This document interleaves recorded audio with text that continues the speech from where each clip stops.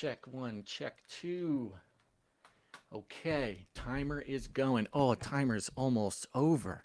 Oh, yeah, we need the ducks. Let's feed the ducks. We'll feed the ducks during the show, too, but we'll do a little bit of feeding the ducks here before the show because I'm just going to chat for just a second. Oh, good. I've got it looping, so that'll just play infinitely.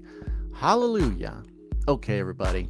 We're about to get the show started here. Joydar over on Rumble. What's going on? Krillin over on YouTube. Psalm 40, Mission Warrior. Hello, everybody.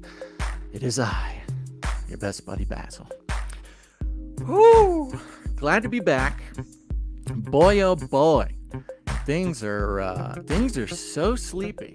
I am so tired. I'm going to be, of course, talking about it during the show because I can't not talk about how I feel. What's up, Martin in the chat? Jacob, hello. Yeah, boy, oh boy, folks. I hope everybody's doing good out there. It has just been a non-stop stream of madness. You know, when I first started talking about the insanity of the world, about the recent 2024 collapse of all sanity and how, everybody's life is going through sort of tumultuous upheaval that has no explanation and also is too specific to even describe. But we're now going on 8 months of that. It's a lot of months. So hang in there, guys. Here, I'm going to let you watch a couple ads and we'll get the show started. Here we go. In a world where survival is paramount and the wasteland throws its worst at you, only the strong can thrive. Introducing Emu Energy Drinks, with an apocalyptic powerhouse packed into every can, keeping you sharp, focused, and ready to tackle the wasteland with ease. An epic pick-me-up of haphazard chemicals, strong aftertaste, strange side effects, and unmatched rejuvenation. Emu Energy Drinks. Stay alert, stay alive.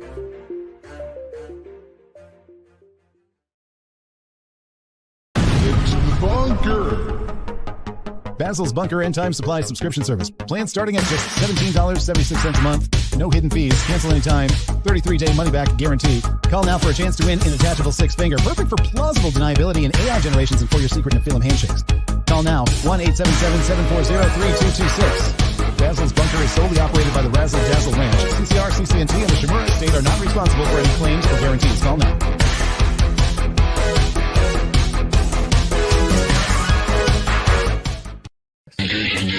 Welcome to Basil's Bunker, where we have many amenities in the advent of coming societal collapse.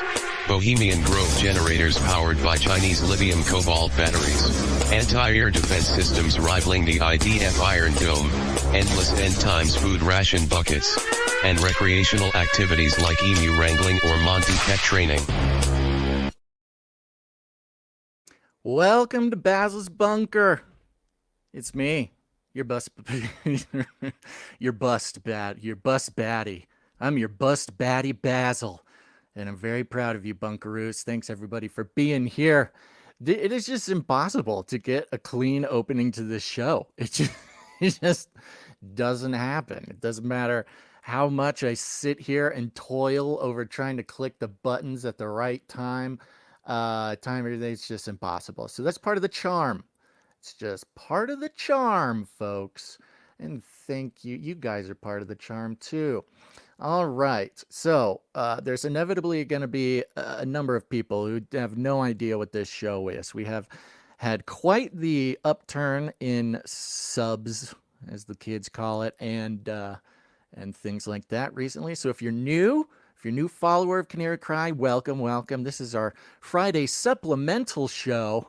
It's called Basil's Bunker, where we're going to be connecting on a deeper level with ourselves, each other, and God, specifically in the context of, preparing the bunker for the inevitable collapse of society and or the apocalypse.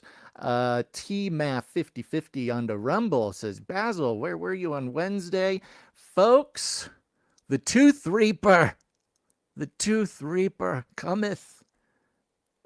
For whom does the Tooth Reaper reap? He reaps for thee. Yeah, it's me, folks. I still got on my teeth, went to the dentist, and Gons is at the dentist today. This now makes 6 dental trips between the two of us in the past 30 days or something. It's absolutely crazy. Thankfully, this is the last big one for a little while. Oh, you know what's a huge bummer? I forgot to press record. Okay, I'm going to press record and I'm going to fake start the show because the podcast version people, they need this. So hold on a second. Didn't I do this last time too? I think I did it last time too. Nuts. Okay, here I go.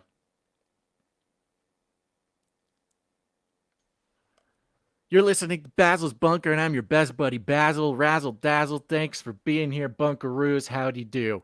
Very proud of you. This is a totally normal, regular start to the show. This is the first try. This is not a second re-record for the podcast version because I forgot to hit record on that. There's just so many things to make the show go. I have always given Gons the credit he deserves for doing the technical aspect of this show. Now, it does help when you have somebody else to kind of talk for a while to do the do the on-screen talent while you click the buttons. So, but we'll give it to him. And thank you to everybody for being here. It is the day after the Tooth Reaper hath reaped. I missed the Wednesday Canary Cry News Talk.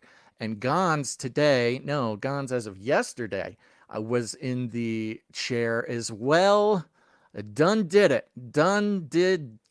the tooth fixed. It's a different tooth than the first one. Shout out to Ashley over on Rumble. Says, hey, it's my first Basil's Bunker. Thank you for being here. And again, thank you to everybody. Maybe you're a new follower of Canary Cry News Talk.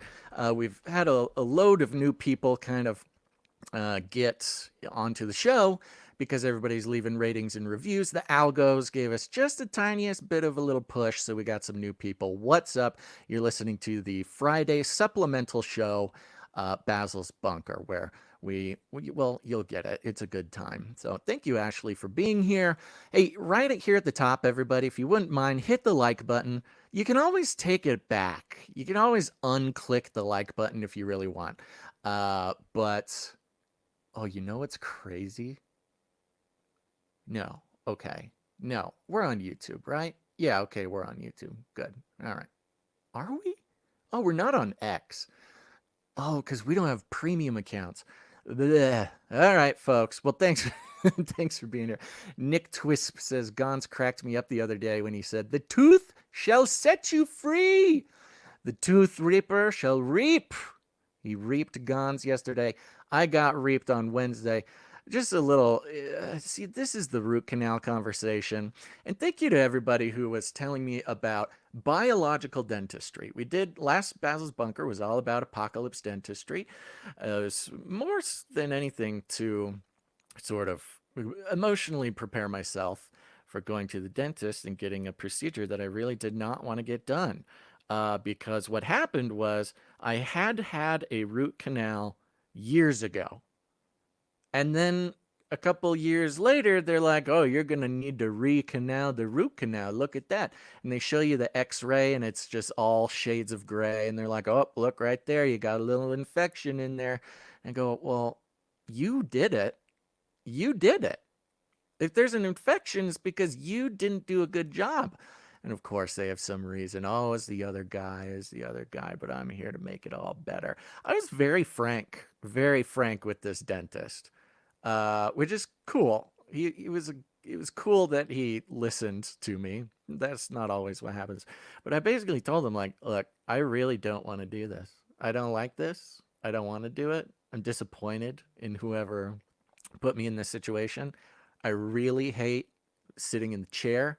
I hate the art you have on the walls. I hate your lowered drop ceiling. I hate the lights. I hate the halogen lights that are blasting me in the eyes as I'm in the chair. I really want nothing to do with this. But you're saying that this could be a serious problem, and I don't want it to be a serious problem. But just so you know, I'm really not happy about this. And he was like, cool about it. He didn't take offense, which is great. You don't want your dentist taking offense before he gets the drills going. Zzz. And the good news was it was definitely, it's making my mouth cringe just thinking about it. Yeah, Ashley in the Rumble chat says she hates the art. The art at my dentist's office is just, it's disappointing, is what it is. I'm not even angry. I'm just disappointed.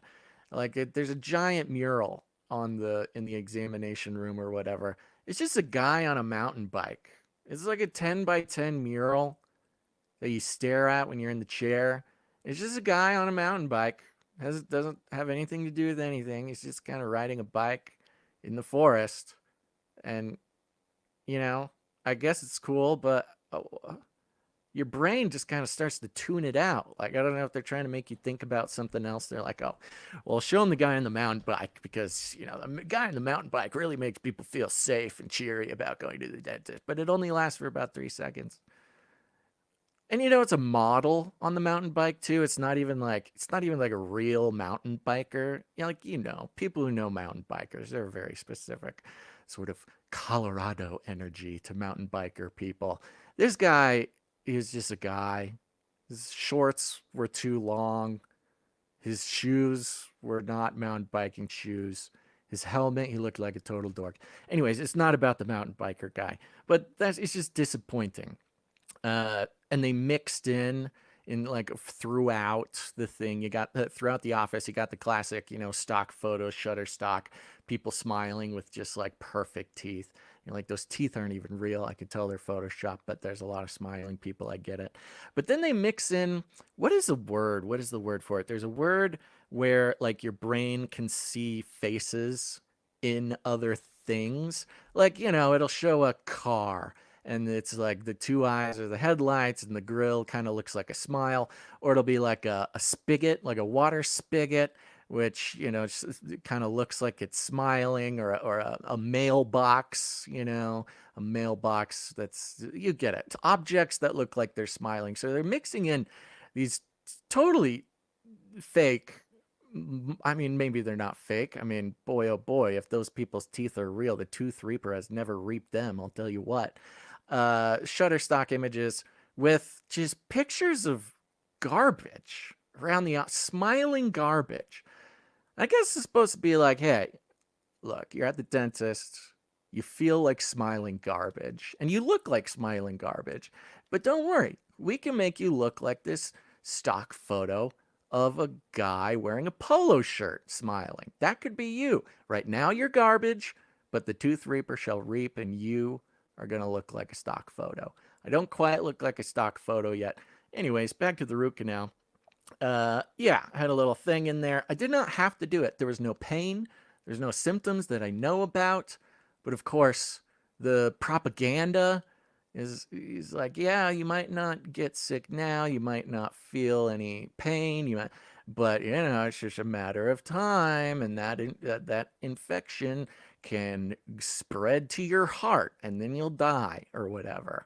So I go, okay, I guess I'll be responsible and do this.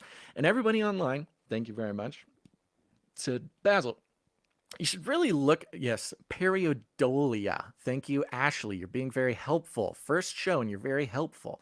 Periodolia is where you see faces, just in random objects. Oh, Psalm 40 got it too. Where was I? Oh, nuts, guys. See, this is the thing. Chat, help me remember where I was. I was talking about you could look like a piece of garbage. You look like garbage going in there. You come out of it, you look like, oh, the root canal was going to kill me. It was going to give me a heart attack or something, or the infection. And I go, okay, I'll just do it. I guess and I thought for a second, because they've given me, what is it, warranties. My last crown was under warranty. And I got it replaced. I'm like, okay, warranty. What kind of warranty do I get for some trash dentist coming in and infecting my mouth? Well, folks, I asked. It was a little bit out of warranty. You got to check, see if there's extended warranties on your dental work. Because, boy, oh boy, with the price that I had to pay for this sucker, the extended warranty would have been well worth it. Sir Darren, Night of the Hungry Panda says, talking about a tooth infection. Good. Thumbs up. Thank you. Wow. Lots of, I feel very seen by lots of people talking about, see, should just be, no, it's not Basil's bunker anymore. It's Basil's tooth talk. Okay. Well, that's all to say. Give you a little bit of background on how I'm feeling, which is, folks, I've said it before, I'll say it again. Lots of people have discovered this as I've spoken about it publicly. Lots of regular people, IRL people in my life, I've taken to talking about this as much as possible, because the more I talk about it, the more people are like, oh my gosh, you're totally right. My life has basically been the worst version of my life, or at least there's been a dramatic decrease in my quality of life, inside, perhaps even maybe outside, in the past 6 months. And I've been saying 6 months, but I've been saying 6 months since like April or May. So we're going on like 8 months. 8 months, basically 2024. 2024 is about the, I think generally, corporately, around the world, and individually too. I'll say it once, I'll say it again. The spiritual war is made up of spiritual battles. And it's the individual spiritual battles for each one of us. Whatever your little thing is, your big thing even, whatever is so specific to your life that is a sort of a manifestation of a spiritual battle in your life, whatever it is the collection of our individual spiritual battles that make up the spiritual war. And boy, oh boy, don't we all know the spiritual warfare has exceeded expectations in 2024. So much so that you even have formerly like non-believing, or at least formerly non-vocal Christians, just regular news presenters, sort of talking in this context of spiritual war. And it's not just one, of course, individually. These things just keep on rolling, baby. For me, it's been about one new one every week, basically. Every 7 days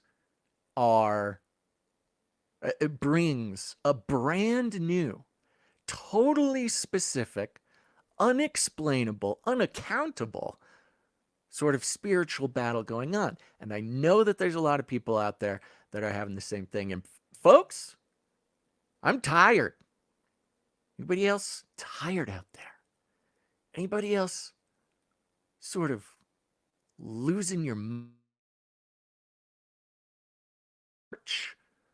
of spiritual battle, an unfortunate series of events? It just keeps on going. And folks, the past couple days, it was literally like 2 days ago. I think it was when I got out. I think the dentist was finally the last straw, where I was just like, dude, this is too much. And it's just everything, I mean, heck, what was it today? There's some terrorists derailing the trains in France or something for the Olympics, like these Olympic terrorist attack, like the thing that happened in the 80s or whatever. I mean, the unprecedented events, the once in a lifetime events, the once in history, maybe not once, but these unprecedented events. The Trump situation, the Biden situation, the Kamala situation, now the trains in France. Folks, it's been like 10 days since Trump's little scuffle in Pennsylvania. It's just exhausting. I am absolutely on a daily basis. Folks, it is a miracle of God that I'm even doing this show right now. I woke up this morning just burdened, just spiritually burdened. I'm like, here we go. Here we go again. All right. And of course, I've learned at this point in my life, as an old man, the age of 30 something, uh, hey, here we go. This is it, the daily battle. We have to make the choice. We have to make the choice. We have to do the things that we know we got to do that are good for us. We got to take the next right step. We've got to fight the good fight every day. And if anybody out there, I know y'all know what I'm talking about, but sometimes you're just tired of fighting the good fight. So for me, I've talked about this in the Age of Deceit 4 focus group, which is great. Had some fun conversations there. Did a little mini podcast for the focus group and just kind of talked about my little routine. Folks, I'm going to tell you about my routine. And you might be tempted to think like, must be nice. It's not nice. It's not nice. I know as a professional podcaster, I have a little bit more of a flexible schedule than a lot of people. But I'm telling you, it's not easy being cheesy. And I'm saying this to identify with you, okay? We have to take the actions every day that we know are good for us, that we know will help us endure. And I've lived both ways. I've lived both ways. When something gets hard, I just lay prone. And thank God he has brought me to a place where when something is wrong, there's a series of things that I must do to try to stay sane. First of all, if it wasn't for my series of about 13 alarm clocks, I would just sleep forever. I fear the amount of sleep that I would get if I was not forcing myself to fight this good fight. And I've talked about the series of events which has led me to, on a daily basis, go on my little prayer run in the morning. Started with prayer walks. Tear-filled prayer walks in the morning. And the Lord brought me through that. And then I thought, it would really tick off the demons is if it wasn't a prayer walk, but it was a prayer like dance and sing.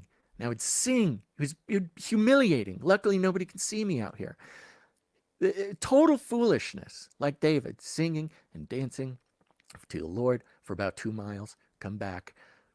Whatever good can come of that helps me through that time. And then it transformed into a prayer run where I'd go on a little run in the morning, just a half hour, just a couple miles, but I pray out loud as I'm running. And boy, oh boy, is that exhausting. That is not easy to do. It's hard when you need to breathe or else you'll die, but talking while you're breathing isn't necessarily the most efficient way to get oxygen to your muscles. So I wake up, I take my little prayer run, whether I want to do it or not. And folks, I don't want to do it. I don't like it. I don't. My body, my flesh doesn't like it. Of course, it is spiritually essential for me to do this.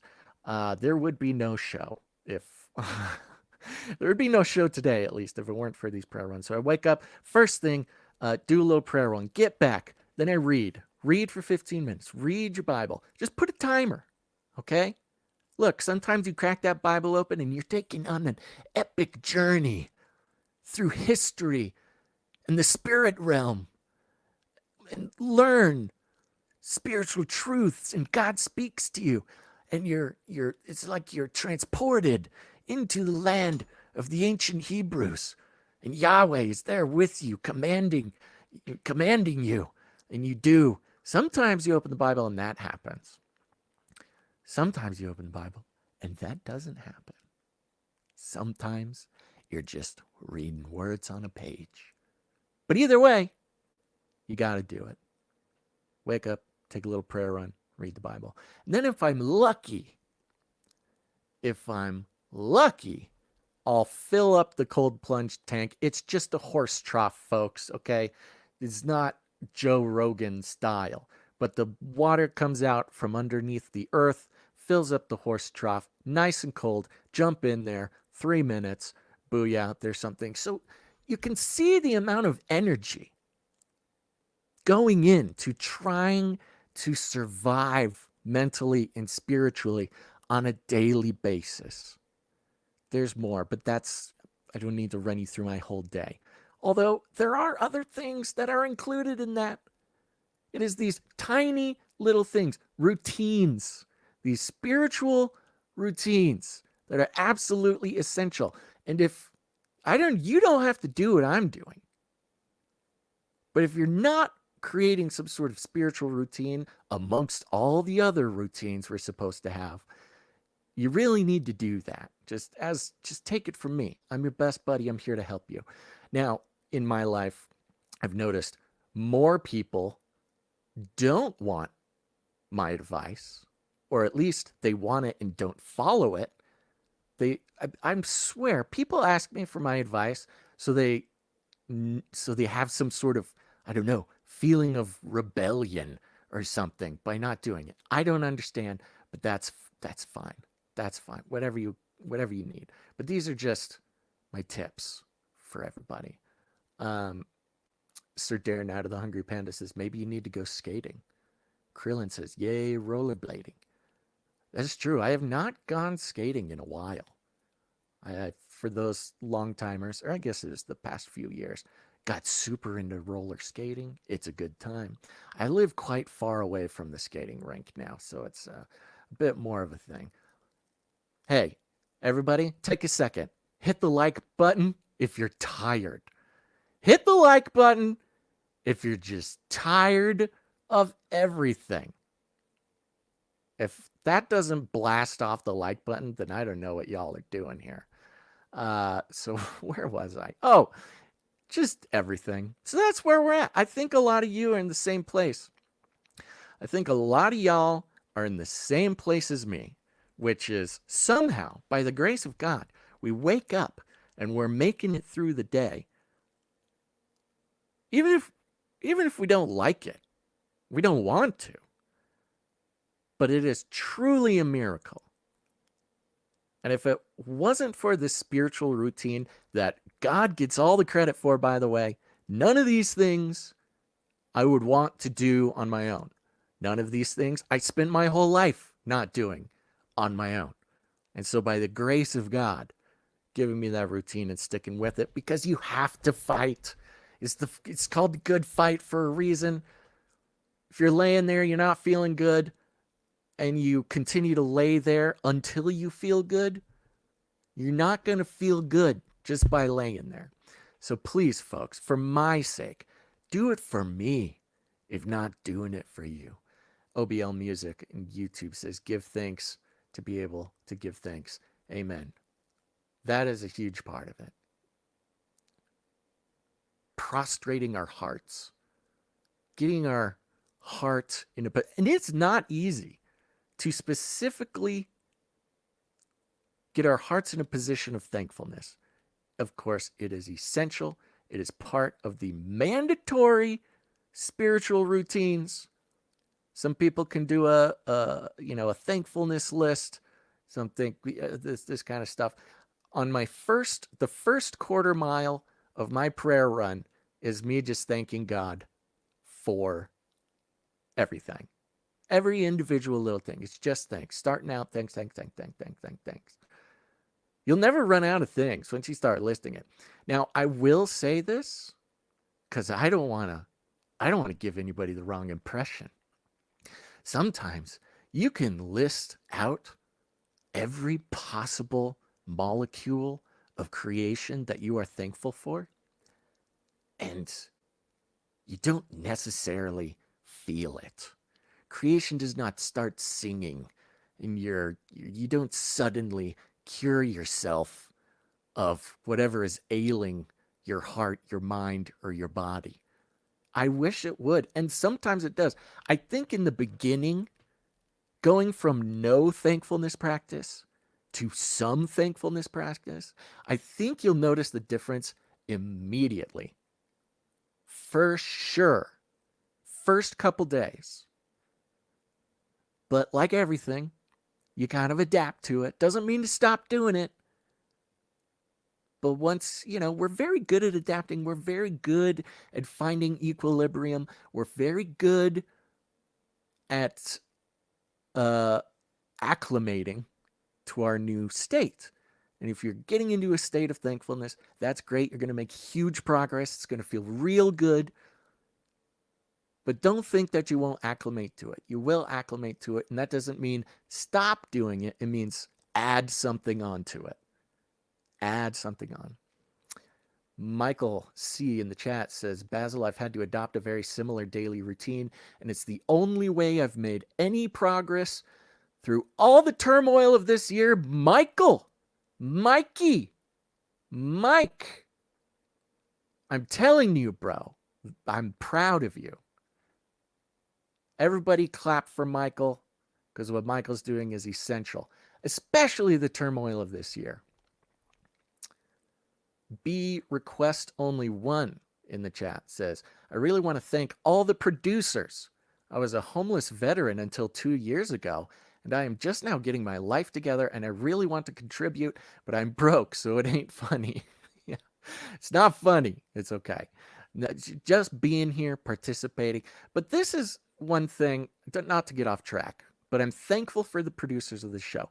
By the way, there is now a button to produce Basil's Bunker. If you're up to date with your value for value model, if you want to put, if this show brings any value to your life and you want to put value back in, it's the only way the show keeps going. We don't take any money from corporations, commies, or cartels. It's very simple value for value. It just goes this. If you get any value from the show, you can put value back in. You can do it in any way you want, your time, your talent, or your treasure. But as I always say, it's not just, producing the show is not just donating to Gon's Night. It's not just, to help pay the bills, although it is also that. But you're supporting the show not just for us, but for other producers. You are participating in the cycle of value that not only lets me keep doing this and Gons keep doing this, but lets thousands of other people in the whole world to continue to get value from the show. For instance, if someone is a homeless veteran, you're keeping the show going for a homeless veteran. Real quick, the button exists. It's at canarycry.support. I'm popping the link into the chat just in case anybody wanted to participate in that. And I'm looking through all my tabs and my windows, which are sort of horribly disorganized. I know we had producers. I want to give a shout out. I'll give shout outs to producers all the way through. Of course, executive producer Sir LX Protocol, V2 Night of the Berean Protocol, coming in for $100.33. So impressive. Sir LX Protocol, so grateful for you. Thank you very much. Marita R came in after last episode. Thank you very much. It was a nice round number. And a little note here for Basil's Miracle Tooth Ministry Fund. Yes, the Miracle Tooth Store. I'm glad you guys enjoyed that, and thank you everybody for sending your notes of encouragement and everything for my Miracle Tooth story. If anybody wants to, I don't know, hear that, listen to the last episode. So thank you, Sir Alex Protocol V2 Night of the Berean Protocol, and thank you, Marita R. And of course, gotta thank Mrs. Tinfoil Hat Man, who is such a faithful helper of this show in so many different ways. Thank you. All right, back to business. Go to canarycry.support. You'll see a button up there. You can click on it to support this show. Sir Darren, Night of the Hungry Panda. I have to fight ADHD. It's very tiring sometimes. Sir Darren, right there with you, bro. I will say this. Your talent is extraordinary. I can't wait for Monday where we can show off your new work. But I'm serious, Sir Darren. I'm very impressed with the work that you are able to put out, especially suffering from ADHD. As you can tell, I have jumped to about 4 different topics and have still not started the show in the way that I was planning on it. So I understand the struggle. There's lots of people saying lots of things in the chat here. Okay. All right. I'm unable to catch up with all this, but thank you, everybody. Okay. Oh, this is interesting. This is fun. Okay, this actually is something I've thought about. For those of you who have participated in the Age of Deceit 4 focus group, you know the platform that we do that on, and it's very cool. I recommend everybody check it out. Many of you have invites to it, but have not accepted them, and that's okay. I might have to send out another round of invites. But Liberty Before Authority says, started a push-up group chat.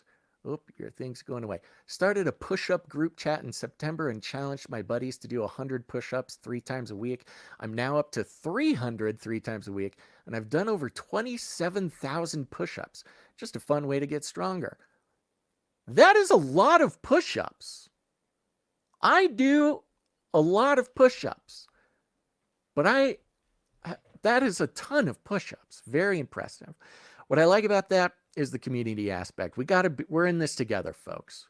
Especially in this attempt to stay sane in the apocalypse. Because as you'll see, more than anything, we are individuals fighting individual spiritual battles. But it's all of those spiritual battles adding up to the spiritual war that involves all of us. And if the community aspect, I'm just talking to guns, the community aspect of the Canarium, people who listen to all the shows, get involved, produce the show, even just participate in whatever way they can, that is the only reason why we are alive, and is really the only reason why we even enjoy doing the show. And the same goes for everybody's personal life. You got to get a community, even if it's online. That's great. We've been talking about, and Gonz has been talking about dreams lately. And a lot of people have been sharing their dreams. It's been a time of crazy, crazy vivid dreams. Everybody's having dreams. I think there's something serious going on spiritually about that in the unseen. It seems very obvious. So much so that I started tracking my dreams. If you listen to Gonz's X Spaces, which you should. I understand it's not the same show, and I get it. You know, a lot of people just want news talk and they don't want anything else. But there's a lot of supplemental material going out to our community nowadays, and so you don't want to miss it. But he's been talking about dream advertising. That's a topic we've been talking about for many years now. The science behind dreams. Folks, I'll tell you what, you are not caught up on the science of dreams unless you're paying attention to Gonz's X Spaces recently. But I've been having dream after dream after dream, and I've started writing them down. I say, okay, I don't know what any of these mean, but I'm going to see if there's any themes or repeated patterns or whatever. And I'm about 6 to 7 dreams into my list, and all of them are focused on community. It's a very sort of boring way to describe. I'm not going to tell you all these dreams, but I'm not having any dreams that are just me, or that are me and even one other person, or that are even focused on me necessarily. Every single dream that I'm having is about me being a part of a larger group. And specifically, sorry, chapstick time, specifically a new larger group. There's been several dreams now, where I'm in some new club, or I'm at some new summer camp, or I'm at some new, MMA fighting class or something, and I meet this new group of people, and they're awesome, and everybody's getting along, and it's good. And then somebody from my past, somebody who might have been sort of identified as in an old community, or people, even longtime friends, even lifetime friends, they'll show up and they're very mean to me. And it's the new group of people that are sort of the ones where I feel comfortable, the ones I feel respected, the ones that, I belong around. A lot of different contexts here. And yes, a skating rink was one of the contexts. And so I firmly am starting to believe that new community is maybe one of the most important factors about what's going on in the world now and what's going to be important in the future. And you'll see this pop up again a little bit later in the show today. Originally, this show was just going to be about how tired I am. About how tired I am and how everybody else is tired. And I'm just going to gobbledygook my way through this. I just didn't have a whole plan yet, but we're playing a little bit loosey goosey today, but that's okay. We're still going someplace. All right. So before we get into the topic here, let's do our Basil's Bunker Prepper Term of the Day. There it is, folks. Prepper Term of the Day. We're learning the terms so we can communicate in our secret prepper language, and we can also understand what other people are talking about. It's terms, it's acronyms, it's all fun. Of course, everybody memorized your prepper term of the day. Last time, Tuyawaki, the end of the world as we know it. But today, prepper term of the day is 2 is 1, 1 is none. Ooh. Kind of seems like, seems a little esoteric. Seems a little Aesop's fables. This could have been idiom. This should have been prepper idiom of the day. 2 is 1, 1 is none. This means when your life is on the line, you live by Murphy's Law. Whatever can go wrong will go wrong. That means crucial pieces of survival gear is going to break. So always have a second piece in case the first one fails. This seems like a pretty simple concept, folks. If you're going to have a water filter, you should have 2 water filters, because when one goes out the window, you got to have another one. If you don't have 2, then having one barely even counts. 2 is 1, 1 is none. I have fallen into, I think this concept has a bit of a danger, which means, you can buy multiples of the same thing, and then you just buy more and more and more, and then your hoarding stack is humongous because you have duplicates of everything. But that's not actually bad. Okay, 2 is 1, 1 is none. Buy 2 hatchets. Buy 2 generators. Buy 2 whatever. You might think that's ludicrous. That's too expensive. It is expensive. I agree with the concept of this term. Not exactly saying it's the most logical. 2 is 1, 1 is none. No, 1 is 1. That's okay. But you do want 2. So you get it there. Buy 2, make 2, learn 2. You get it. 2 is 1, 1 is none. And it's just occurring at this exact moment that this is also relevant in the conversation of community we're having here. Think about it. 2 is 1, 1 is none. If you're alone, there's this, of course, instinct for prepper people to conceptualize their survival as very personal, very individualistic. You're not prepping for the whole neighborhood. You're prepping for you and your family. I get it. Now, through bunker culture that we've been creating, remember rule 1 of bunker culture, folks. 3, 2, 1. Bring a present. If you're going to go somebody else's bunker, if you're going to make contact with somebody else who did a better job prepping, bring a gift. Bring some soup. Bring some ballistic wampum. Don't show up and start knocking on somebody else's bunker without bringing a gift. It's just polite. Maybe bring 2, because 2 is 1, 1 is none. But here's the point. Community is very important. We've talked about this before. In some sort of esoteric spiritual way, we know that when 2 or more are gathered, there I am. That's a very important spiritual concept. But same goes for survival. Numbers, baby. Numbers. Maybe not too many numbers, but 2. If you got 2 sets of survival friends. That's one. You got to travel in pairs. And one is none. One is very dangerous. And it could expand out to families too. 2 families working together, 2 households, 2 bunker buddies, the bunkaroos. My plan was not to talk about community today, but considering my dreams, I mean, it's just part of what God does with me, for me, in me, is if something's going on, if something has been revealed, if he's trying to teach me something, then I just have to say it out loud on the internet. It's just a part of how it works. By the way, folks, we're going to be taking callers here throughout the show. If something pops into your head, you want to talk about it, you can join the waiting room.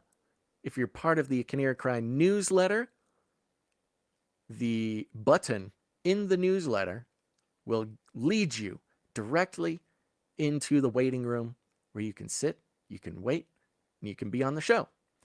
You can get on that newsletter by going to canarycry.party. Sign up for the newsletter there. I highly recommend you do, or else you'll totally lose the show forever. I'm going to stick this into the chat one more again. We do have a caller waiting, and we're going to speak to them real quick. Let me put the link into the chats for anybody else who wants to come in. We'll probably take this caller, and then I'll talk a little bit about something else. But here we go. In the waiting room, we have the one, the only, Sir Darren, Night of the Hungry Panda, tuning in. Let's see if this works. How's it going, Sir Darren? Hello, Basil. Hey, how's it going, buddy? I'm very tired. Yeah. I'm Thank no you. longer hungry. I am tired. Sir Darren, Night of the Sleepy Panda. Are you deeply spiritually tired like I am? I literally got physically tired, like when you started your show. Like it hit me, and I was like, "Wow, what is going on?" Dude, I'm not gonna lie. I almost called off the show today because I was just overwhelmed with a spiritual, physical, and emotional sleepiness. But as usual, trying to fight the good fight, keep things going here. And I'm glad you called on the show. Have we spoken before? I know you called into Gonza's show the other day. No, we've never spoken, unfortunately. So this is the first time. It is an honor, Sir Darren. Thank you so much for everything you do for us. What's on your mind today? Well, so it was kind of interesting because you were even talking about the being tired and everything, and just even like that, like you're just sort of upset about the world and everything going on, kind of feeling like it was so strange. So basically a week before July 13th, which everyone will probably remember now what that is significant for. Yeah. I was just in the worst mood ever. I was just upset. I was angry. I was tired. I was like, nothing was going well. And I've had these like throughout my life, like these moments. And basically, then on Saturday, that morning, I woke up and just felt fine. I was like, I feel fine now. I feel great. Everything is great. Everything is awesome. And then a few hours later, the events that took off were the events that happened. And I'm like, what on earth was this? So Dude. it really made me think that like I've had this happen throughout my life where there's definitely like a connection spiritually. Like I can even tell spiritually, like when you and Gons have come on and said, oh, things are horrible. I'm like, I realized that like earlier the days before, or I'm like, I sensed it in the force. Dude, totally. I mean, it's For anybody who is sort of spiritually sensitive, and I pray that God develops spiritual sensitivity in all of us, uh, it's just been insane. And like I said, it's like every week recently, something's going sideways. And of course, we have to recognize that the sort of powers and principalities and the rulers of this world, of course, we know that there's an ongoing campaign of demoralization. We know this. We know this on the political level. We know this on the spiritual level. We know this on the cultural level. Demoralization is there is a concerted effort with the riches and the kings of this world to demoralize all of us.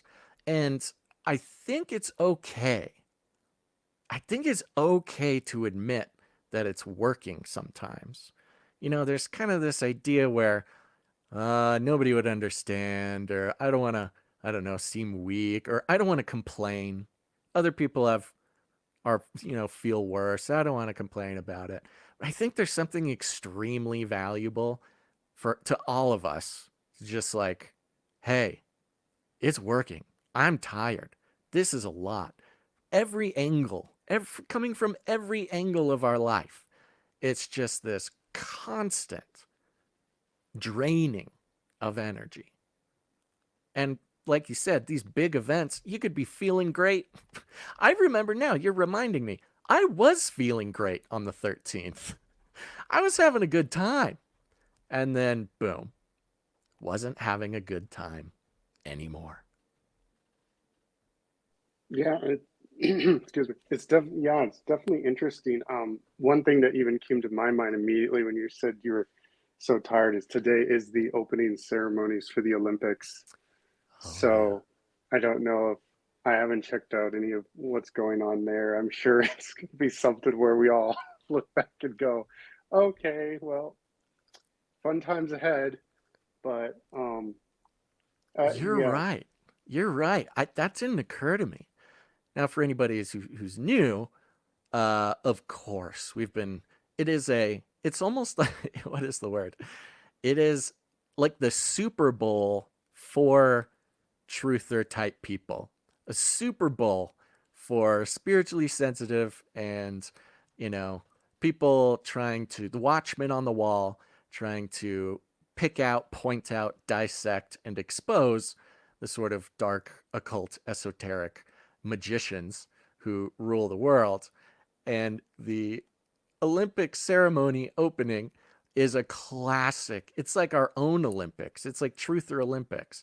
The opening ceremony, the night of, boom, you've got countless videos of, Olympics opening ceremony, worshiping the devil. And you point out, you got to point out all the symbology and everything. And I'm being lighthearted about it. I think it's good that so many eyeballs are on it, but it is kind of a funny thing. That did not occur to me. Today is an incredibly spiritually significant day. Surely there is some spell being cast. yeah. Uh, and that's where I think, I even talked about this on the spaces with Gons about how with dreams, the idea of like, taking sort of authority over our dreams and whatnot. I think it's the same Mm-hmm. with even just how we're feeling in life. Like, I know it's easier said than done, but we have to constantly take authority over it so that Yeah. we're pushing ourselves to do what we need to do. Kind of like you said, having a routine, but Mm-hmm. even more than just a routine of like, I don't know, I really always want to get to that place of, I can't remember what movie it was exactly, but there's a scene in one of those films, like Saving Private Ryan or something, where all the guys are like ducking because there's bullets going off and everything. And then there's the one like war hardened veteran, and he's standing up there and he's looking around. He's like, what? They're not even close yet. And so it's like, I want to get more and more to the place where we're like, yeah, they're not even close yet. You can relax.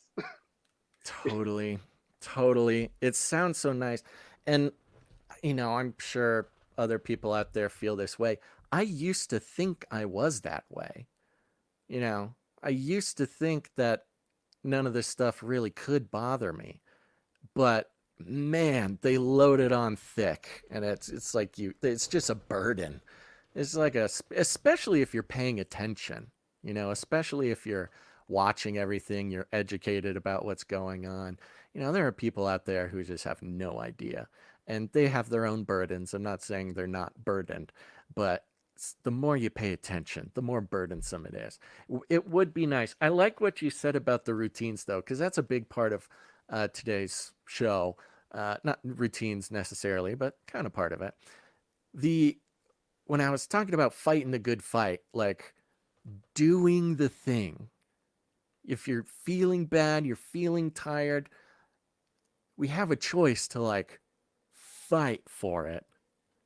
And when our instinct is like curl up in bed, watch Netflix, I feel bad, I'll just wait it out. Now, there is something to say about rest, and rest has its own thing.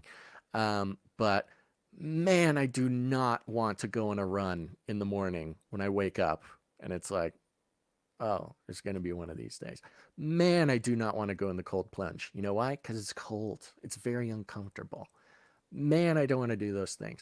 But in a way, it's almost as if it is not. It's larger than the sum of its parts. There's a prophetic element to it, taking sort of this prophetic action where it's not just, okay, I'll run so I can release endorphins and maybe feel better. It's no, I'm stepping out in sort of rebellion. I'm fighting. I am stepping out in faith that God will deliver as I do what needs to be done. There's a bit of a cooperative or a co-creative aspect to even just as some sort of prophetic act. And, somebody might not like that certain phrasing, but I don't know what else to call it. I think that makes it more powerful, and it doesn't fix things right away. But what else choice do you have? Yeah. What is your choice? Well, and I think too, there's sort of a balance too, because I remember a famous story of a man or a soldier that was captured in Vietnam or one of those wars, and he was a POW. And when he was in the POW camp, a lot of the soldiers with him, they would say, "Okay, we're going to be rescued by Christmas. We have to be rescued by Christmas, Mm, so we're going to be." And then Christmas would come and go, and they would start to lose heart. They'd start to lose hope. And one thing that he realized was, we're going to be rescued, but it's not going to be when we think we're going to be rescued. It's going to mm, take a while. And part of that was he realized that people need hope. They need something to hope for. And I think sometimes for us, we're not sure what to even hope for. And so we mm, have to know what to put our hope into.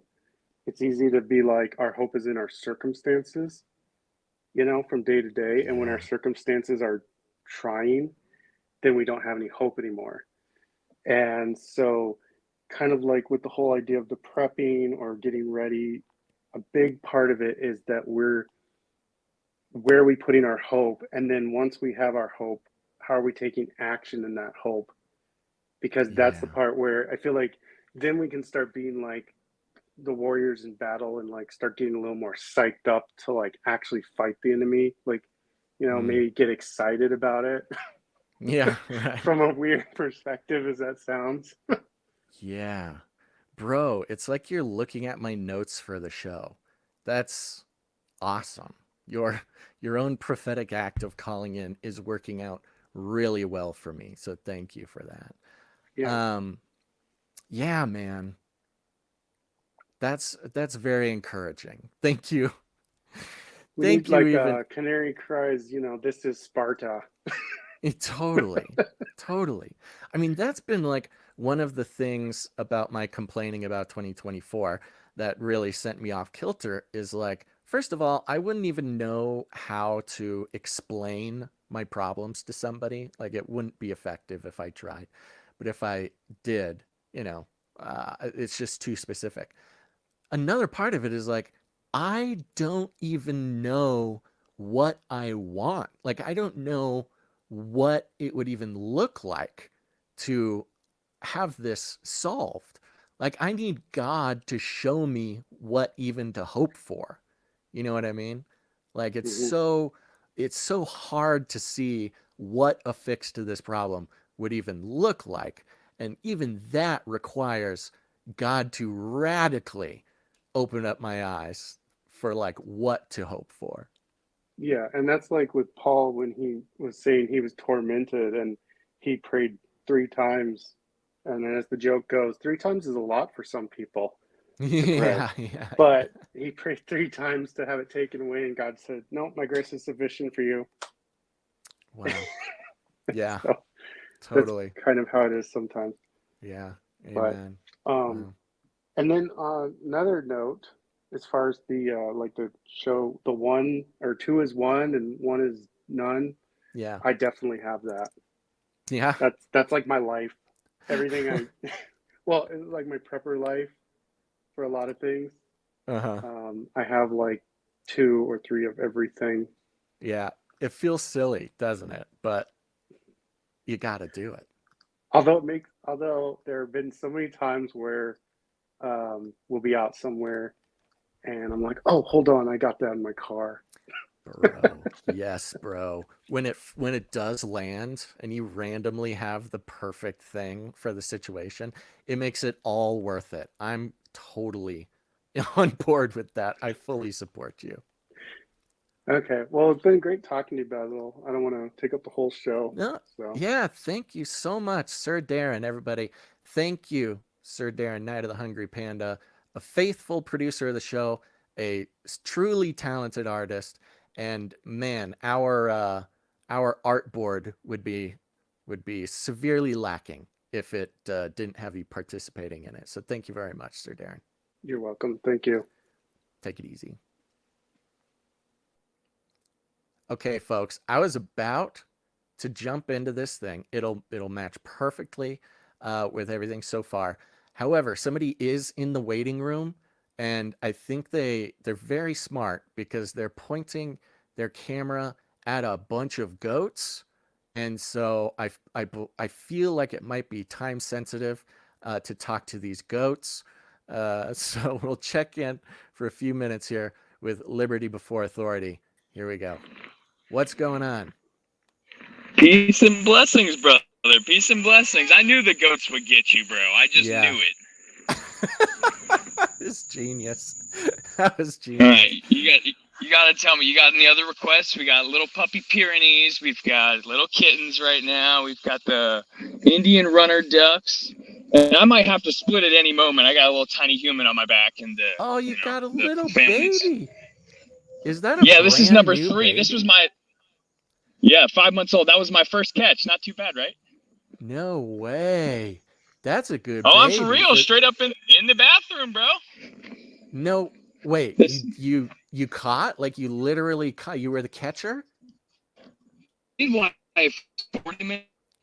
I caught our baby. Uh-oh. Uh-oh, you got a little warbly there. Oh no. He's walking around. I'm out in nowhere, bro. Uh-oh, bro. You're frozen and you sound like a robot. We'll give it a second to try to connect a little bit better. I don't know if you're... Oh, I hear a baby. We might be good now. That's the goats, bro. Can you hear me? Yeah, I hear you now. Sorry, you kind of turned into a robot. You had some bad service there when you were telling me about your how your baby was born. It's the powers that be, my man. I just got a couple things I'm gonna just throw out there, and then we can go from there. But I don't know. All right, homesteading interest. If anybody's the best way to is start with some certificate and learn how to. And no. Oh Did I lose you? Yeah, I'm so sorry, buddy. I don't know if you got some Starlink or something you can connect to, but every time you start chatting, you turn into a crazy robot with a baby. All right. Yes. Let's give we can give it one more go here. Bro? What's that?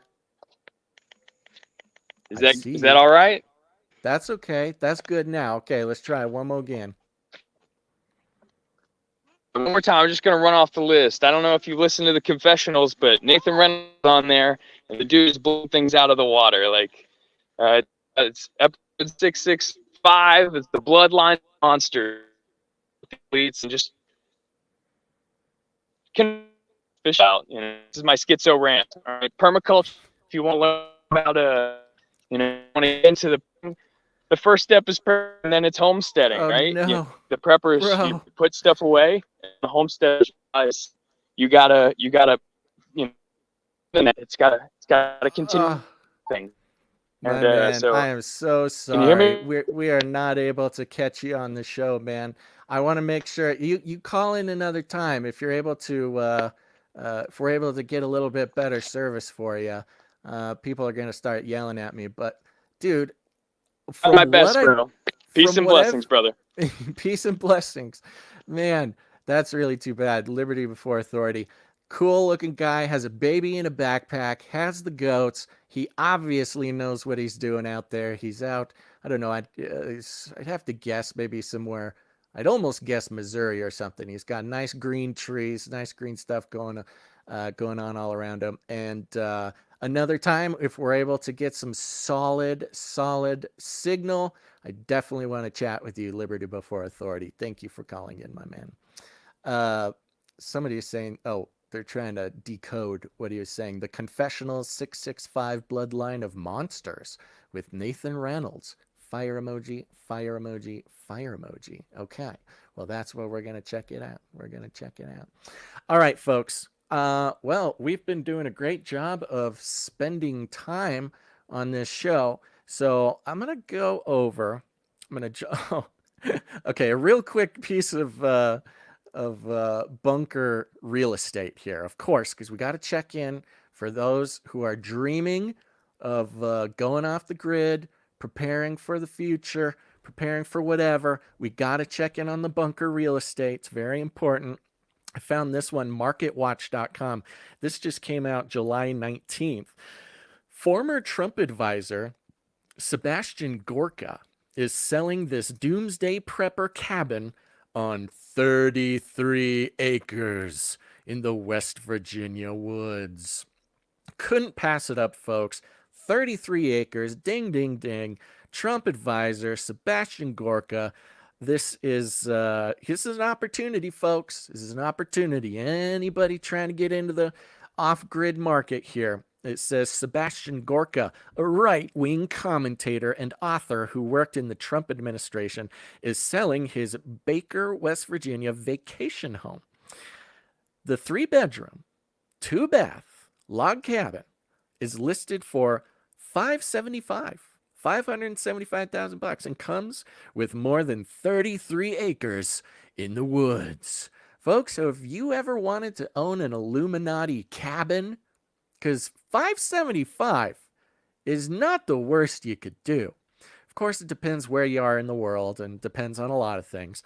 But when it comes to getting 33 acres and a house, 575 is, of course, affordable is a relative term, but it's reasonable. It's a reasonable price. This is one of the things that people have been driven crazy of or by. Is, oh, Basil, you're off the grid. Okay, Mr. Moneybags. Folks, in my area, going off the grid was about the same or even less than it would be to get a house in a neighborhood, a modest house in a neighborhood. Now, I don't know much about West Virginia real estate, but 575, depending where you are in the country, 575 could be a steal for just any old house. This getaway was, quote, built by a prepper for a prepper. The listing notes it features all amenities one would need if the world were to end, or if they just want to disconnect. You got a little picture of the cabin there. Very simple looking cabin. It's nothing fancy, but it's up on a hill. Oh, and the advertisements on this webpage are crashing everybody's computers. Hold on, I'm switching to mouse. Switching to the mouse. Let's see if the mouse can get me back. What is up with these autoplay autoplay ads? Do they just want to destroy live podcasts? All right, you got a map of the 33 acres there. You got some shots inside. It's full on log cabin. Exposed wood walls, wood ceilings, very homey, very cabiny. Let's see here. Nice kitchen. You got a nice big refrigerator. This is just a normal, nice cabin. Wood floors.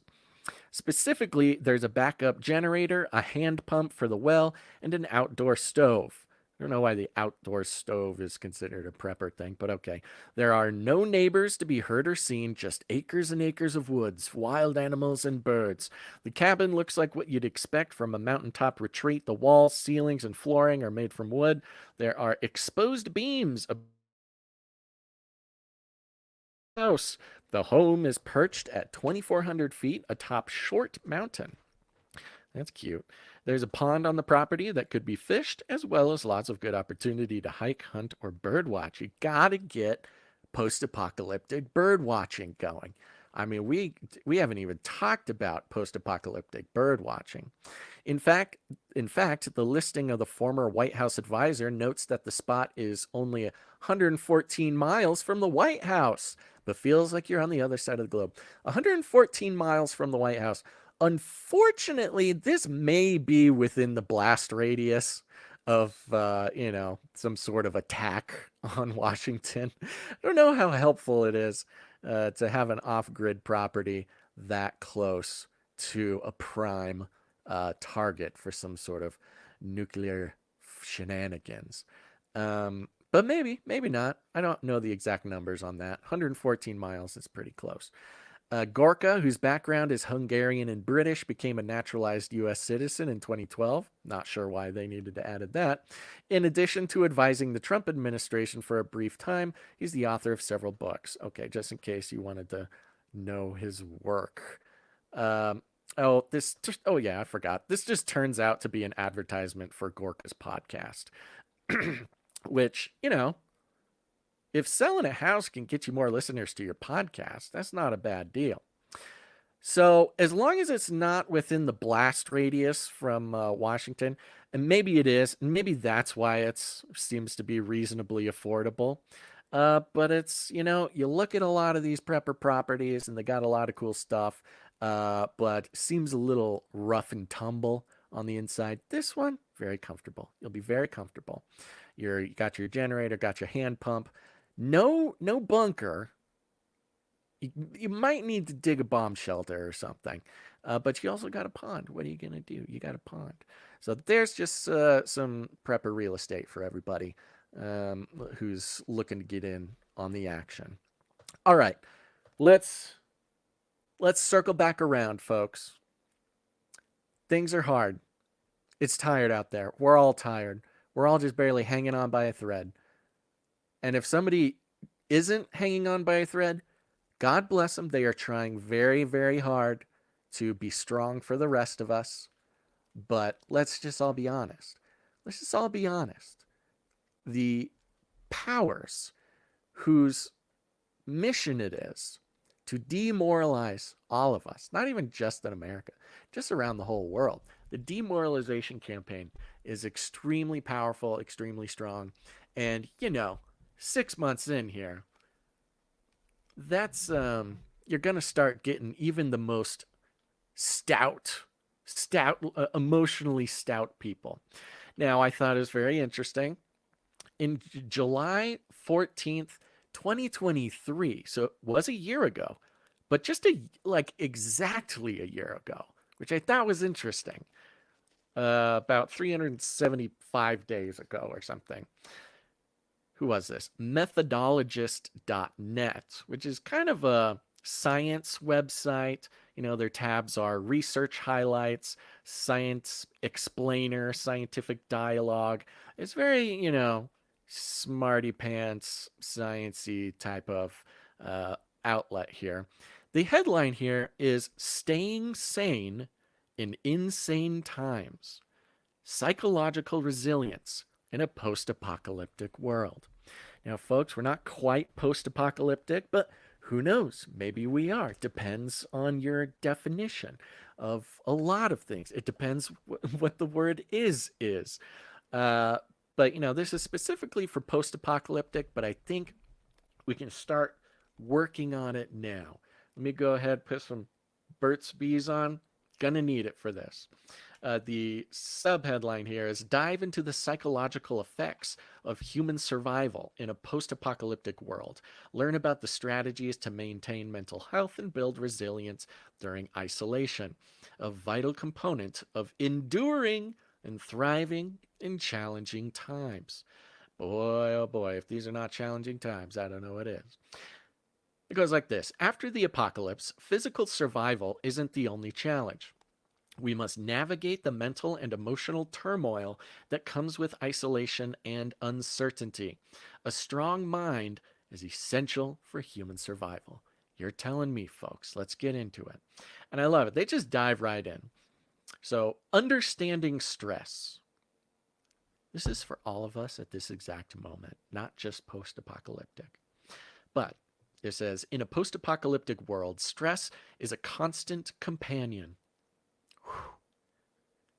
That hits me. That gets me. Gets me. It's not just a post-apocalyptic world.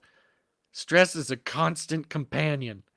This emotional tension can arise from many sources: loss, danger, uncertainty, isolation. Yeah, sounds all about right. But we can learn to cope. It's crucial to understand stress so we can manage it. We might feel scared, tired, angry, or sad. Yeah, or all of them.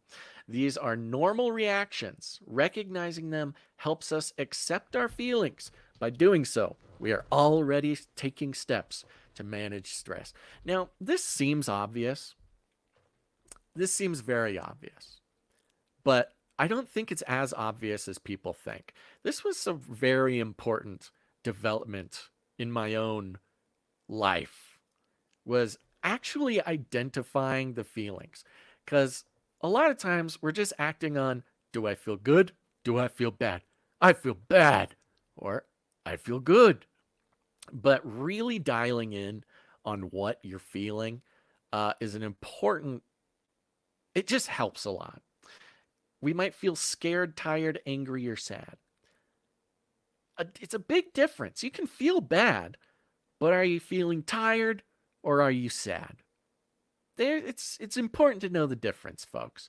I'd recommend whenever you're feeling a certain way, take some time, stop, think, feel the feelings, try to identify it. Because if you can separate, oh, I feel tired, from, oh, I feel angry, you're going to make better choices. You're going to take a nap. But if you're tired and you're acting as if you're angry, or you think you're angry, or you're not thinking at all, you're going to start making bad choices. So let's all right now identify how we're feeling. I am feeling tired and hungry. I do feel hungry now that I think about it. I'm hungry and tired, maybe a little bit scared, just like a general anxiety, fear. Lord help me. Next up, staying active. Physical activity is key to stress management. It's not just about staying fit, it's about keeping our minds healthy too. Regular exercise can help improve our mood and sleep, both important for overall mental health. Simple activities like walking or doing chores can make a big difference. What did I tell you? What did I tell you, folks? Gotta get up, gotta do the prayer run. Do something. If nothing else, you can sort of process the hunger or the scaredness by running.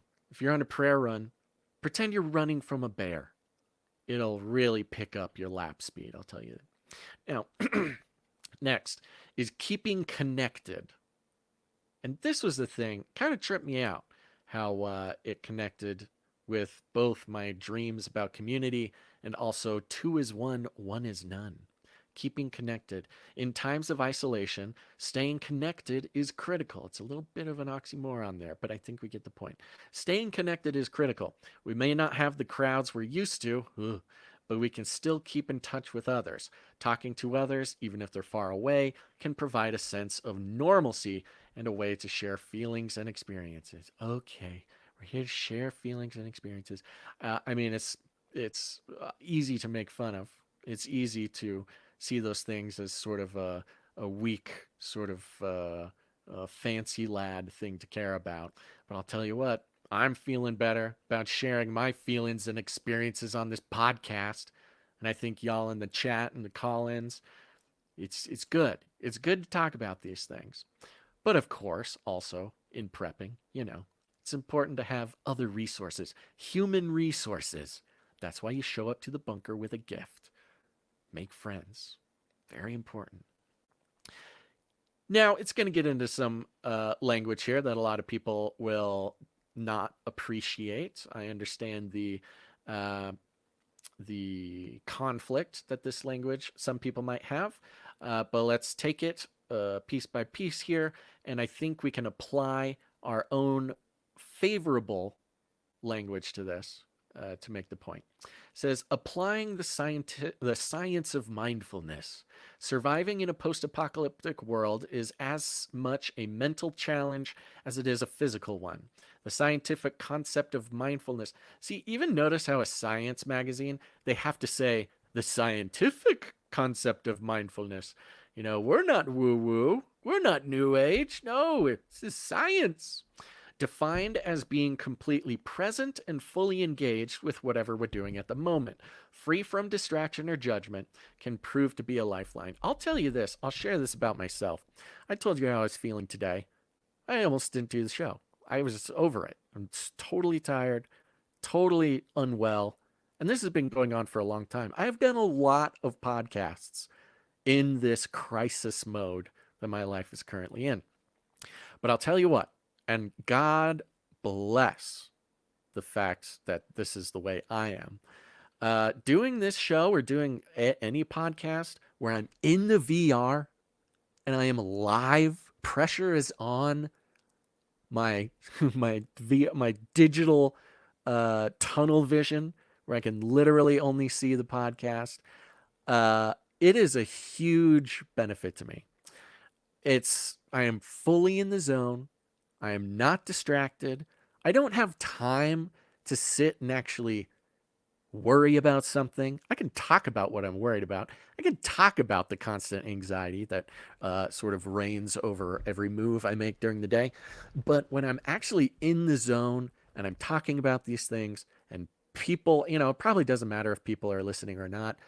There's, this show obviously doesn't have the audience that some of our other shows do. But it's really, really helpful. And if scientific concept of mindfulness is putting on a VR headset and doing a podcast live, then I would say it works. It helps me make it through a couple of hours. Now, of course, it goes into this practice has its roots in Buddhist meditation, but it's a secular practice. Oh!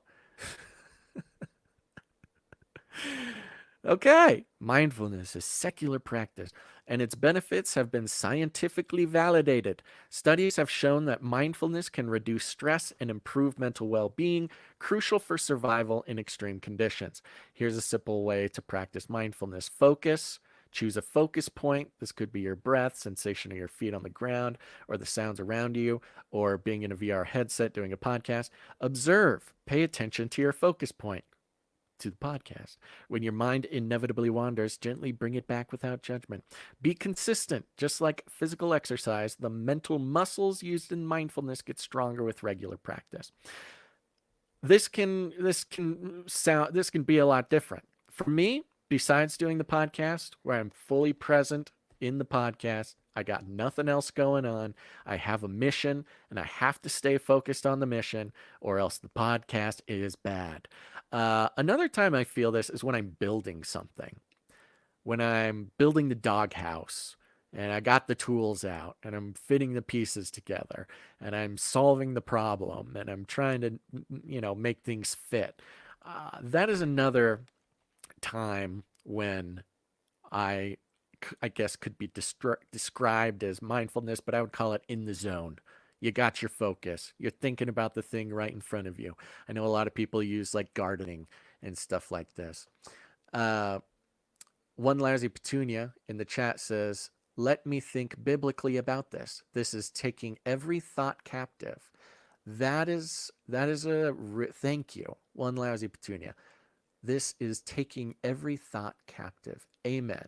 Got that. Thank you for bringing that back around. I probably could have grabbed some scriptures for this concept, but I didn't know it was going to be such a central thing to this show. It goes on. The science behind establishing a routine. Here we go. Human beings are creatures of habit, and routines play a critical role in our psychological well-being. Boy, oh boy, you are telling me.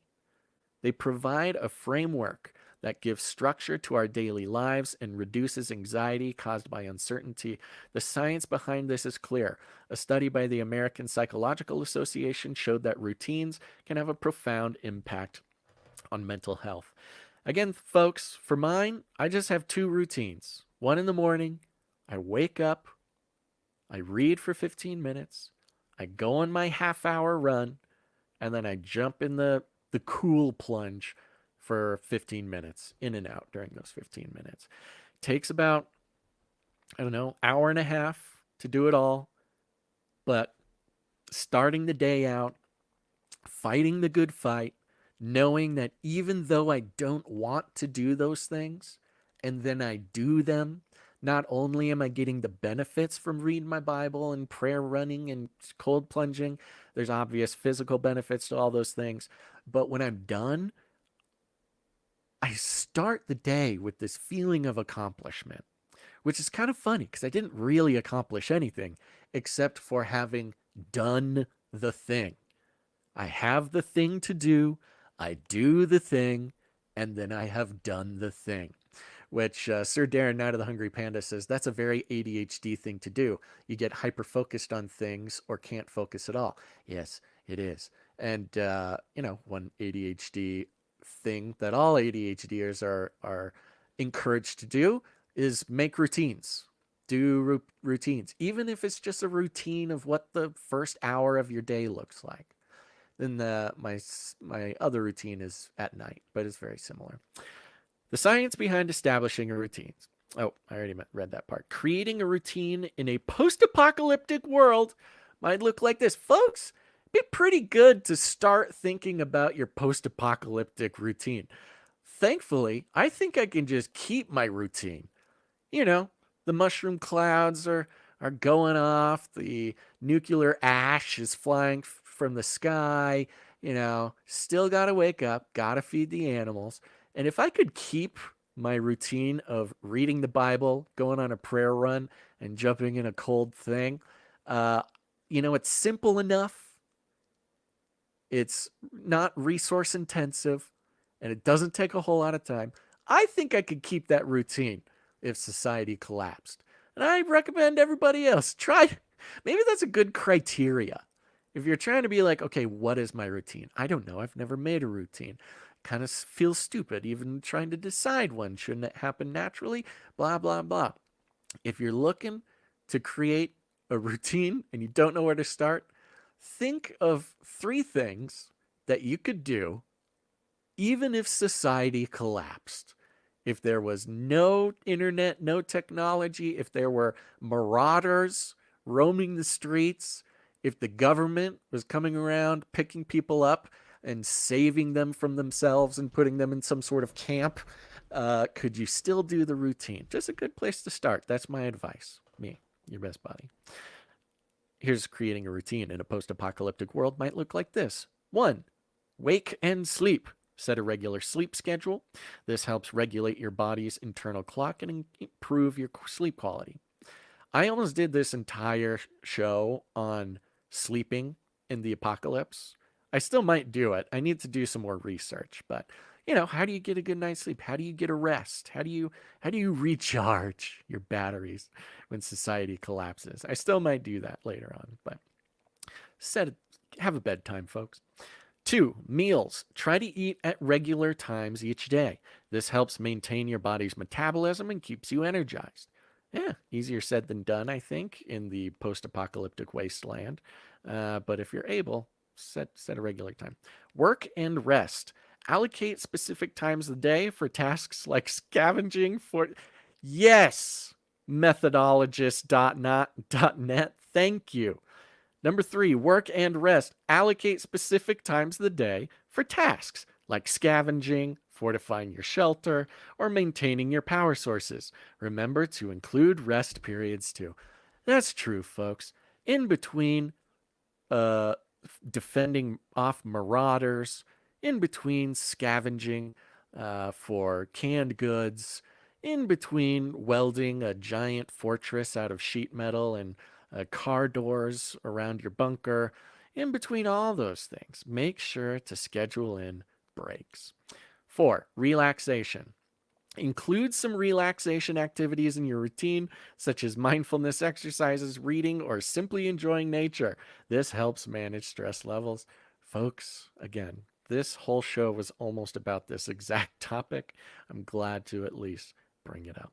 These are practices based on solid scientific principles and can make surviving in a post-apocalyptic world more manageable by providing psychological stability and reducing stress. And that's really what it's about, folks. It's about psychological stability. Psalm 40 posted Colossians chapter 3, 23 through 24. Whatever you do, work as for the Lord and not for men, knowing that from the Lord you will receive your reward. You are serving the Lord Christ. Thank you very much. Psalm 40. Thank you, One Lousy Petunia says, rest in the Lord. Yes.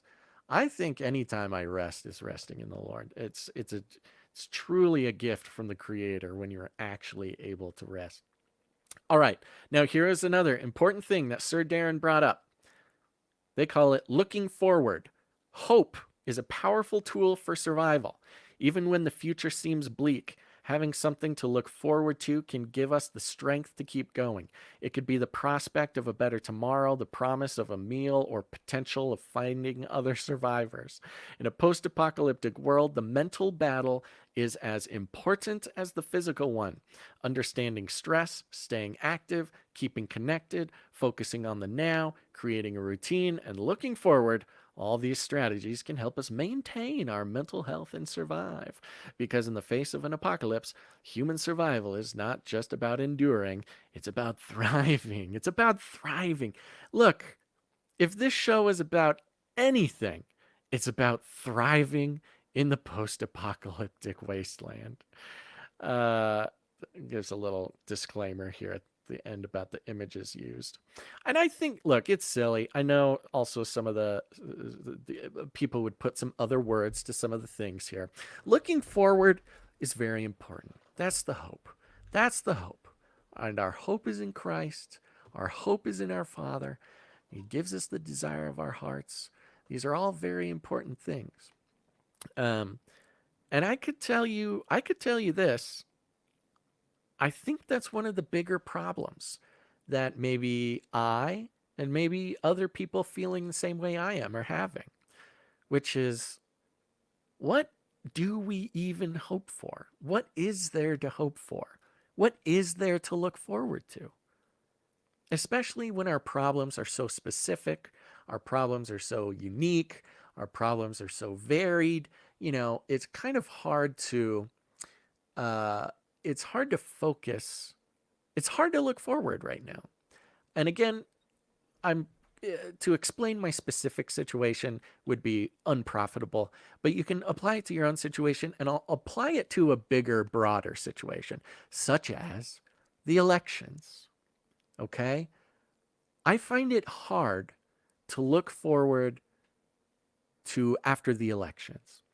Even whoever wins, it doesn't matter who wins.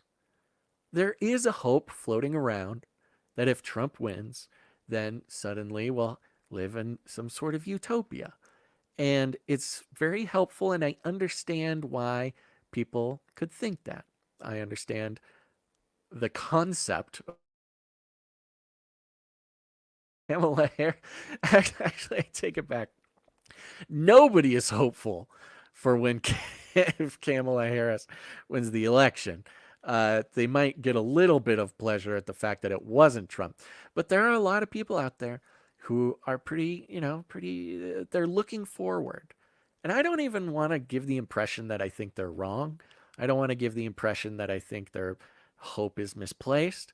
I just want to put out there that I understand that someone might be thinking, oh, I can't wait. I hope Trump wins the election.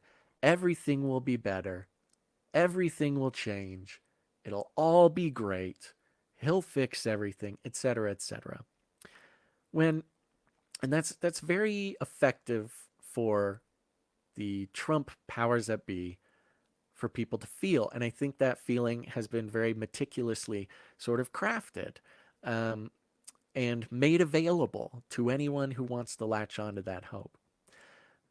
But unfortunately, for me, I cannot find any hope in the outcome of the election.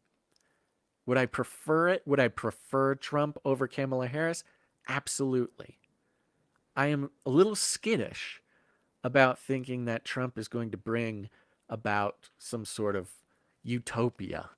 Or, I mean, I even wonder, the one thing that is pretty consistent about the hope of Trump winning is the economy. If Trump wins, the economy is going to get better. He's going to make deals. He's going to bring peace, which is going to boost the economy. And, he does have a track record of his first term having a similar effect to that. And we can go off of that. But boy, oh boy, the powers that do not want him to be the president, the powers that want to sabotage his presidency, the powers that want to destroy the economy now, the powers that have been destroying the economy. There's this thing because, in 2016, when he won, the economy was pretty good for a while. But it wasn't guaranteed that he was going to win. And I feel like the powers that be did not do too much sabotaging ahead of time because they thought Hillary was going to be it. They didn't sabotage because they didn't want to sabotage it for Hillary. But once he did win, then we all saw the sabotage win. I'm going off track a little bit.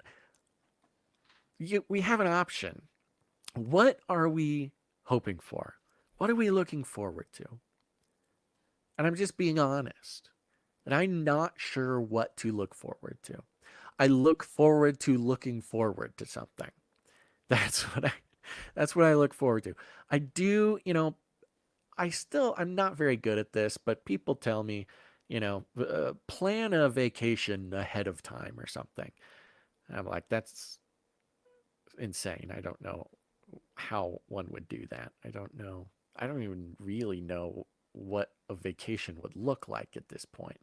But, plan something, plan a trip, plan a blah, blah, blah, blah, blah. Maybe I'll plan a trip to go to a buffet. That might be a good thing to look forward to. And so I think this is something for all of us, as we all individually try to identify something to look forward to. Now, of course, goes without saying, my hope is in the Lord. My hope is in Christ. My ultimate hope is to be reunited through Christ with my Father in heaven. I cannot wait for that. That I know for certainty awaits me, and I do look forward to that. While we're also being honest and saying it's kind of hard to find something to hope for in this life, at least in the short term. Of course, maybe on a lifetime scale, I can hope to retire someday and live in the Florida Keys. That I can hope for. But if you're talking short term to midterm, I don't know what it looks like. I do pray. I do spend a lot of time talking to God, praying for endurance. We're called to endure, whether we have something to look forward to or not in the short term. We are called to endure. And sometimes enduring does not mean being happy. Enduring does not mean not having troubles. Enduring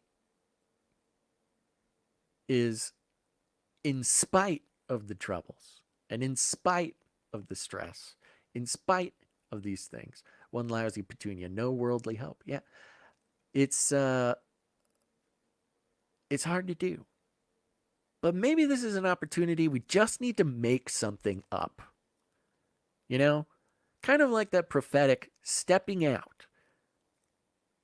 When I wake up, I don't want to run, I don't want to read, I don't want to do it, but I do it because I know that I need to. I know that it's a rebellious act against the principalities and the powers that are trying to bring me down.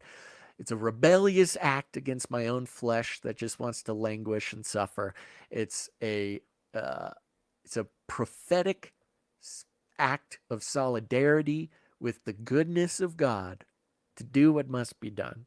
And maybe that's what finding something to look forward to is. Maybe we just got to plan something out. Christmas. Christmas is going to be great.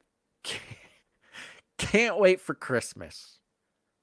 Maybe I'll go to Florida for Christmas. That would be nice. That might be able to get me through. One lousy petunia says, you make great content. You look forward to that. Thank you. I do look forward to doing every podcast. It's a lot of work, and it is not unstressful. But I do look forward to it specifically for that couple hours where I can just put on the VR headset, I can get in the zone, and I can ramble on and commune with you guys. Love getting your emails. Love reading the chat. Love it all. Love you. And I think that's about it for today, folks. Yeah, I have to get on a call in 19 minutes, so I need to let everybody... Oh, I almost made it through the whole episode without muting myself. Really appreciate it, everybody.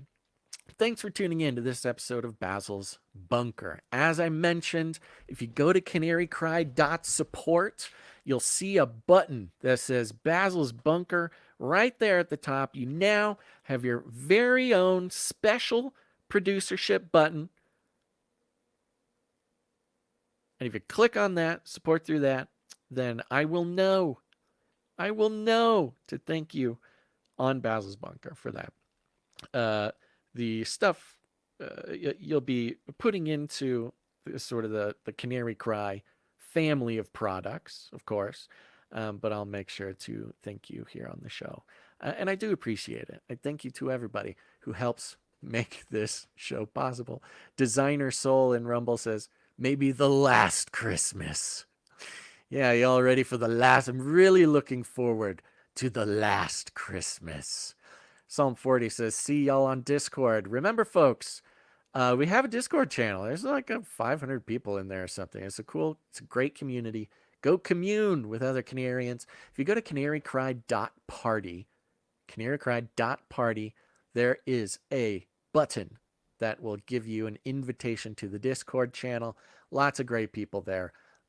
Go enjoy. Go hang out with other people. The community is pretty much the whole benefit that one can get from these shows. Of course, there's a lot of value to get, but if you're not getting the value from the community, I highly recommend you do. It's perhaps the most valuable part of what we're doing, and that's you guys. So canarycry.party, click on the button to join the Discord channel. And if you don't have Discord, you can just do it. Just get it. Nobody's stopping you. You have the power. All right. Stay sane, everybody. Oh, you know what we need to stay sane? We need to feed the ducks. Here we are. Staying sane. It's pre-apocalypse. This is the pre-apocalypse. We're just getting ramped up. We're just getting ready. We're just getting prepared. Soon will be the apocalypse. No need to stress. Like the ant in the grasshopper and the ant. We're prepared. I almost did a whole thing on the grasshopper and the ant today. Luckily, we didn't get to it. But I do want to read you Proverbs 6:6-8. Go to the ant, O sluggard, consider her ways and be wise. Without having any chief, officer, or ruler, she prepares her bread in the summer and gather her food in the harvest. How long will you lie there, sluggard? When will you arise from your sleep? A little sleep, a little slumber, a little folding of the hands to rest, and poverty will come upon you like a robber, want like an unarmed man. Be like the ants. We're getting ready now. We've got something to look forward to. The ant looks forward to the winter, where their preparations will be enjoyed. All right, everybody. Make sure to... Oh, I'm going to go ahead and loop this because I got one more thing to say. Let me know what you think. Remember, this show is almost entirely running on moral support right now. Got some great emails from some people. I will read in the future some really good ones. Lots of people give me feedback on the tooth episode. Glad you enjoyed it. But here's the thing, folks. Don't assume somebody else is going to do it. If you liked something about this show, please email me at canarycryradio@gmail.com. Let me know what you think. It's a good way to produce. Maybe you're not ready to produce financially or with your time or your talent, but you can produce with your moral support, because that's keeping this show going right now. Maybe you like the show, but you had a suggestion for how to do something better. Maybe you have your own thoughts on preparing, whether it's spiritually, psychologically, physically. Let me know what you think. You guys have been a great resource, not only of moral support, but also of topics and ideas to explore. You can even just send a Bible verse. That helps too. All right, everybody. There you go. Lord willing and the creek don't rise, I will be back next Friday with another episode of Basil's Bunker. But until then, bunk it up. Bunk it up. Bunk it out. Bunkaroos. Still have not found a good way to end the show. We're just going to walk the ducks. We're walking the ducks. And it's almost over. And it's going to be a good time. Bye-bye.